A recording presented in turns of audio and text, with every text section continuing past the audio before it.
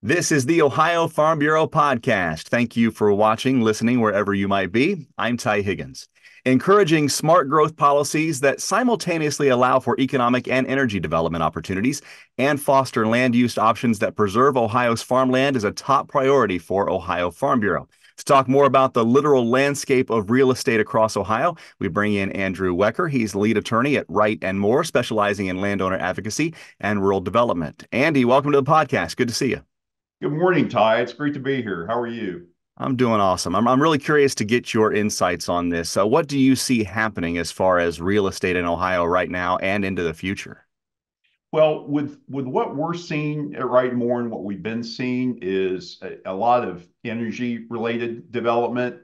And for us, there are other attorneys that maybe they can speak better to oil and gas than we can, but we are seeing some oil and gas related activity. And, a lot of what is going on in the state just relates to this transition that we've been through from, coal to gas to solar. And a big part of that is, uh, you know, you may have the investor-owned utilities. They're also upgrading their systems because, a good friend of mine, he says our grid dates back to Thomas Edison days, and it's not meant for this level of distributed power that we're bringing on board. And uh, another thing that I'm watching, one thing that alternative energy is going to have to solve is storage. And I don't know what they're going to do right now. The technology is batteries. You'll see that storage being written into the scope of permissible uses and leases. But the Federal Department of Energy has created this hydrogen hub in the I-77 area that I think might be worth watching. And I don't know if that'll solve any problems or not, but it's interesting. I just within the last few weeks had my first deal come in. I haven't seen any solar deals in Southeast Ohio until one just in the last month. And I don't know if there's a connection or not, but I guess I may find out more. But that's part of what we're seeing. The other thing is there is this generational transition that relates a lot to the farm families that we work with. And what I mean by that is, yeah, I'm 57. At the start of my career, it was defined by the World War II generation handing off to the boomers. Well, that was the start of my career when I was about 26. Now I'm 57, and it's going from the boomers to Gen X, Gen Y, and Gen Z. And then last but not least, you mentioned Intel. I think that's part of a broader phenomenon of reshoring.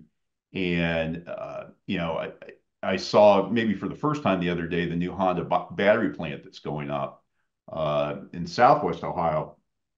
And that would be that's such a huge deal that it's kind of I hate to say it's second fiddle because with all due respect to the people working on that project, but you compare it to the scale of Intel, and Intel just kind of displaces everything else. But I think reshoring is a broader phenomenon than just those two things. How far apart are what we're seeing and what you would like to see happen in real estate in Ohio? Uh, a, a real frustration for me is that I'd like to see more urban infill and redevelopment rather than continuing with the scale of the greenfield development that we've done. And I don't care whether that's housing or energy related. And it just, it's as if all the builders, all the small local builders were wiped out in 2008, 2009. And that industry consolidated. So we've got now these big national production builders that are, uh, you know, they're active, whether it's multifamily or single family, but you know, they're putting a lot of pressure on whatever open space we have. I call them the collar counties, the counties that surround our major metros.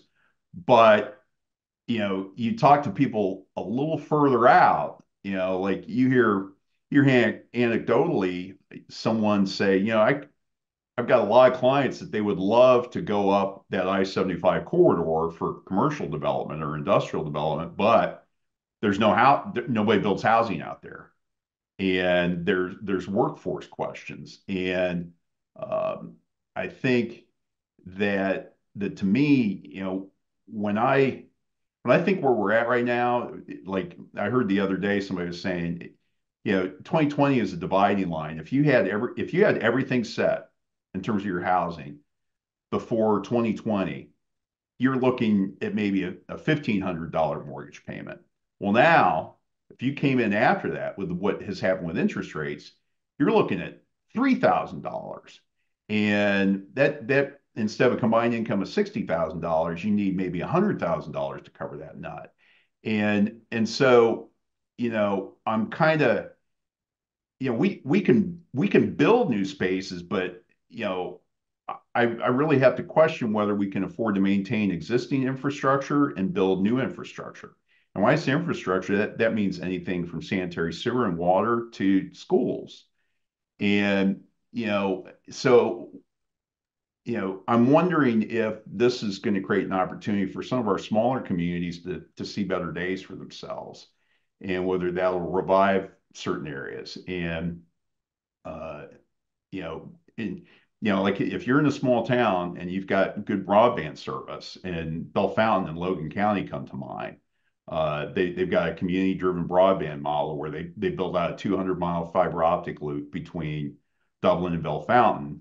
And if you see, Jason Duff and Small Nation have been written about in our Ohio magazine, I'd like to see that happen more in Ohio, because I mean, I love our cities, but I wonder sometimes if we pile too many people into them, and if there's something to be said for our smaller communities as far as quality of life. And then finally, another thing I'd like to see is more direct to consumer opportunities for farmers and consumers to get to know each other. And that I think I mentioned earlier, I think before we came on the air, uh, I have a lot of respect for farmers and stockmen, but I've really come to appreciate processors as much as those. And I've never had a farmer or stockman correct me. It's like, yeah, they are important. We need more local processing, and just to pull more of the value back for a better chance at homegrown prosperity, as one friend likes to call it. You and I are talking about something that many would consider a challenge for rural Ohio. But Yeah. I think you, as well as I, because of some of the things you said about the smaller towns being revived, the expansion of rural broadband, that direct to consumer, there are some opportunities here as well Mhm. for Ohio as we continue to see what we're seeing across the landscape. Yeah. Oh, yeah. I absolutely think so. And um, I think there's there's a lot of tension right now around public education in Ohio. Uh, I think we've got some culture wars going on in this state. I know my community is having one, but I think if you look across the country, our schools are pretty high functioning in a lot of ways. And I think, if another thing I would like to see in this state is if we could get our K-12 schools and our local businesses talking to each other a little more to help each other understand their needs and what are there career path opportunities in these communities. So maybe, you know, um, kids can stay home, and because right now the way we do it, people tax themselves for school districts that may send some of the best and brightest out of the state or out of the community, and they never come back. I mean, it's and you wonder, with what housing costs are, at some point you wonder when something's going to have to give, and kids are maybe going to look.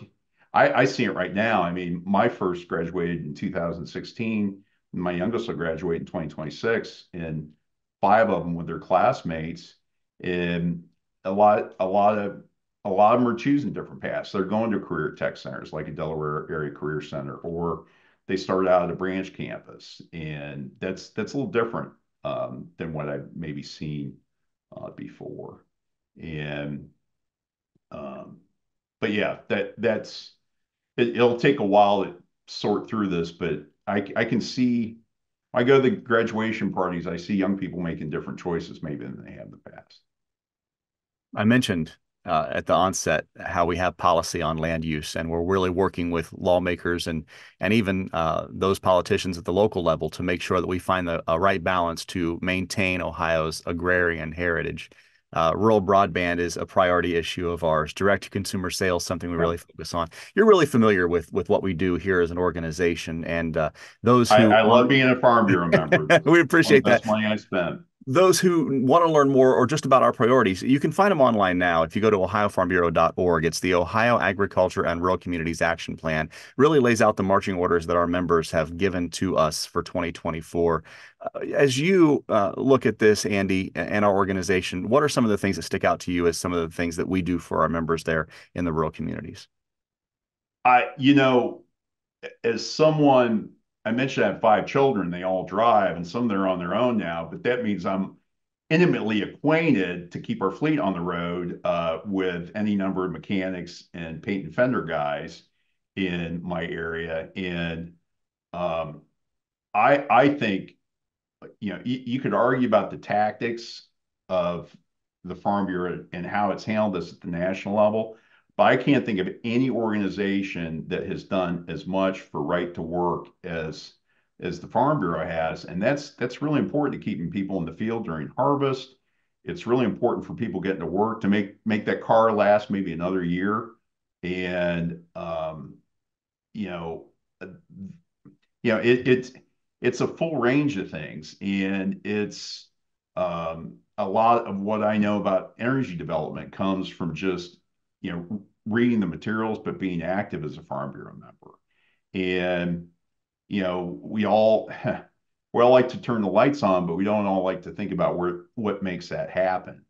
And we do those things well enough in this country that we can take those things for granted. We call them utilities. We don't call them privileges.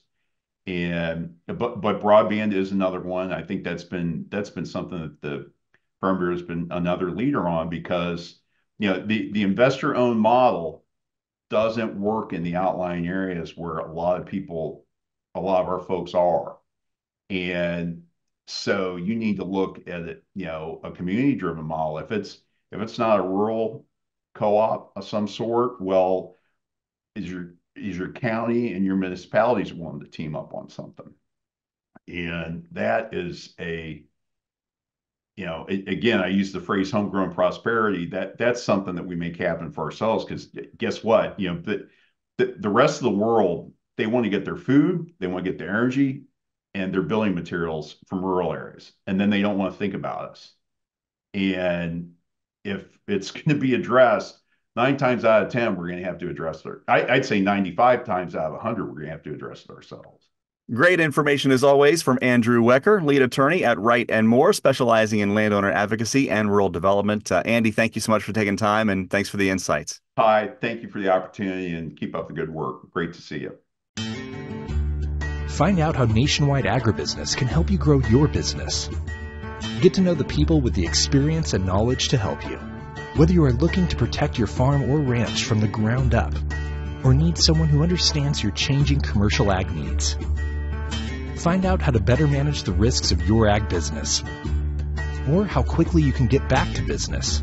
Learn how you can protect your next with Nationwide on your side. Who feeds your need for new ideas for your family's best farm future? Ohio Farm Bureau. We work with our members to shape ag policy that will positively impact our industry. Farm Bureau is advancing business solutions to give you a competitive advantage. We help you gather information to stay ahead of important topics and technologies. Plus, Ohio Farm Bureau creates opportunities for growth. Ohio Farm Bureau, feeding your need for new ideas. Welcome back to the Ohio Farm Bureau podcast. I'm Ty Higgins. There was a song by the late Toby Keith called A Little Less Talk and a Lot More Action that I think would be very suitable for our conversation today, talking about the Farm Bill in Washington. A delayed farm bill is nothing new, but the use of farm legislation as a political football certainly is. Not getting a new farm bill in place soon will have dire consequences for Ohio agriculture and the state as a whole. To talk more about it, we bring in George Secor, CEO of Sunrise Cooperative. They serve over 5,000 member owners at 32 Ohio locations. George, always great to see you. Welcome back to the podcast. Thank you, Ty. Good to see you again, too.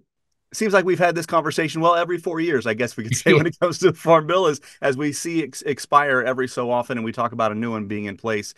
We have seen delays in the Farm Bill for the last several decades. Does this delay and the way this process is going now seem a little bit different than times past? It does. And it starts with the decisiveness we have in all things going through Congress. And it seems like, though, that this one is decisive, but at the same time, people act like it doesn't matter. And that's the part that really bothers me when you look at the farmers who a president once himself said they're the only business in the world that has to buy everything at retail and sell it at wholesale. And to take away that certainty, the planning that you go all the way back to 1933, I believe, was the first Farm Bill. And it was set for the main number one purpose I've always seen listed was for the farm income support, to make sure it was there, because food was listed back then as the main staple. Well, Ty, I think today food still is the main staple. And I don't know anybody that wants to offshore our food to let other countries produce so we eat, not knowing how it was raised, how it was taken care of. And I could say that about the animal sector. I could tell you about crops. But when you talk about the essence of growing the crop, the staple that we eat, or an animal eats it so we can eat that. I mean, it's the true essence of the whole food cycle. And I just don't believe there's enough people in Congress that look at it that way. We had it expire, the Farm Bill, the previous one, back in 2023 at the end of September. They extended it to the end of September of this year. Why not just keep kicking this Farm Bill down the road? Why do we need something more secure sooner than later? Well, you look at the billions of dollars that are spent by farmers with no security. Tell me another business that would do that. Nobody. There's no way they would. And we all understand cycles, and ag's going through them today. We see that. Look how much the income is going to drop. I don't care whose projections you use. None of them are good. Yet the farmers sitting here today in Ohio, we have a lot of anhydrous ammonia going on. And if the weather forecast is right, here in a couple of weeks, we will have beans in the ground. I know we're going to have beans in the ground before the end of March. So they're progressive, they're aggressive, and they worry about the number one thing, and that is they're to feed the world. And it starts with the U.S. So I can't understand why the farmer who's doing this without any support, and the whole body of Congress who was there to start the Farm Bill in 1933 and today to make sure that the farmers continue to do this, just want to kick it down the road, which means they have no idea what's going to happen to the main essence, which was the commodity programs and the crop insurance. And let's be honest, Ty, it boils down to that. We were just in Washington earlier this month and talked to some representatives and both of our senators, and they seem to think that what we have now in the Farm Bill is just fine to keep on extending as long as we have to. But as you and I both know, we need something in place as soon as possible. We look a lot different in agriculture and as a society than we did in 2018 when this current Farm Bill was enacted. There's a lot of things that have to adjust in order to meet what we're going through challenging-wise in agriculture these days. Yes, and I'm not, I don't want to make sure nobody takes this the wrong way, but there's a lot of factors that seem to be coming into agriculture that are more important. And I'll use our state right here. So we've got today, and my stats could be a little bit off, but last I looked, there's about 75,000 farmers in the state of Ohio. And I think it's like 14 million acres or something that we farm. And it adds, the last number I saw, and again, these could be off. I don't know how recent these are, but I think they're pretty recent. It adds about $15 billion to the economy in the state of Ohio. So, I mean, it's such a strong thing. Now, I know we got things in, first it was windmills that came in and people took stances on that. And quite frankly, I'm not saying they're good to look at, but they didn't take up that much ground. Now we got solar panels coming in. And it's tens of thousands of acres that are already installed and up and running. And there's way more than that they want to bring in. And when I look at that, and it seems like everybody's signing up, standing behind that, saying, yes, we got to do this. Yes, we got to do this.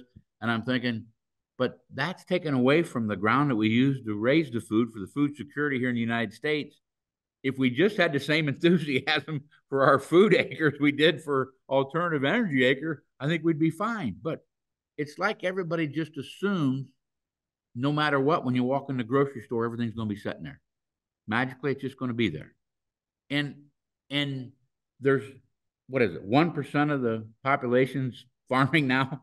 And again, that could be off. And same representation in Congress, I think it's the smallest percentage I just read here, I think in the last 6 months, that it's ever been.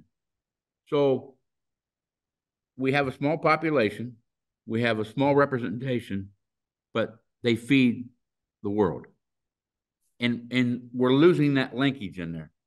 And again, I always sit back and think, if people realize that all these alternative energy sources are great, but they're not going to feed you.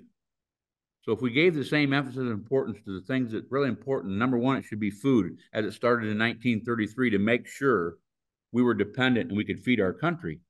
I think if they would sit back and think about that for a minute, Ty, would get everybody back to the table.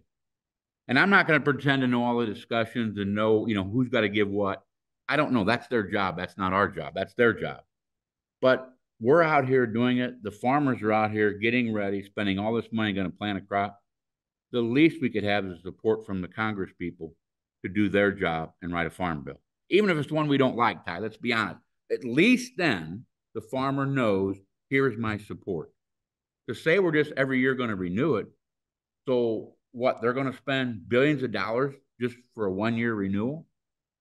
I don't think it's fair, to be honest with you. One of the disadvantages of doing a farm bill just every 4 or 5 or 6 years, depending on the delay, is that half the members of Congress have never worked on a farm bill before when one comes up. So there's a lot of education that needs to be done that I know that you at Sunrise are doing there, and of course Ohio Farm Bureau on that front as well. George Secor joining us on the podcast, CEO of Sunrise Cooperative. You mentioned the safety net programs, crop insurance. We add conservation into that as well. What are some of the things in those line items that you are mostly focusing on there at Sunrise Cooperative on behalf of your members? Number one would be crop insurance. I mean, it's the one I hear the most about, Ty, from our farmers, because at the end of the day, if there's a catastrophic, that is the only one that's going to keep their business alive. So that is extremely important. And you and I have had this conversation in your prior job, and for years now, we've had to discuss this as things happen, and we'll continue to discuss that because that is important. That is our food safety. Aside from that, quite frankly, and not saying it because I'm talking to you, but I think we were one of the first businesses that came to Farm Bureau and said, look, we're hiring a lot of people now, and they're not ag people we're hiring. Can you do us a corporate membership where we can provide the Farm Bureau magazine and your public, anything you publish, so it goes to all of our employees to help us facilitate that? You guys do a good job in facilitating information. Way better than we could ever do. We're not an information company. You guys are. You're representing the farmer. That's, quite frankly, I think it's your sole job. So we pay for all of our employees to get that information, to read that, because in your publications, you guys also have changed them, understanding you're talking to an audience that didn't grow up on a farm, but they're in farming or they want to be in farming. So we use that. We ourselves try to incorporate information about why crop insurance is important to farmers. And most of our employees will get that because our farmers openly talk about that. But the rest of it, quite frankly, we turn to you guys and use your publications with our employees. As you know, the Farm Bill is really a farm and food bill. In fact, 85% possibly of this new Farm Bill could be for nutrition programs. So when we talk about the Farm Bill, George, we're not talking about just the importance of Ohio agriculture, but our society as a whole, really. Yes. There's talk about let's split it apart and do that. I don't think we gain anything by that. In fact, it would just be that many more hurdles we have to overcome to get everybody to talk about it. They just need to come together and do their job. They don't need to reconstruct what the Farm Bill is. They just need to say, here's what we're going to do. Here's the levels of support of income, crop insurance, sustainability, whatever that framework is. We don't need to change the framework when we can't even agree upon the essentials that are currently in there today.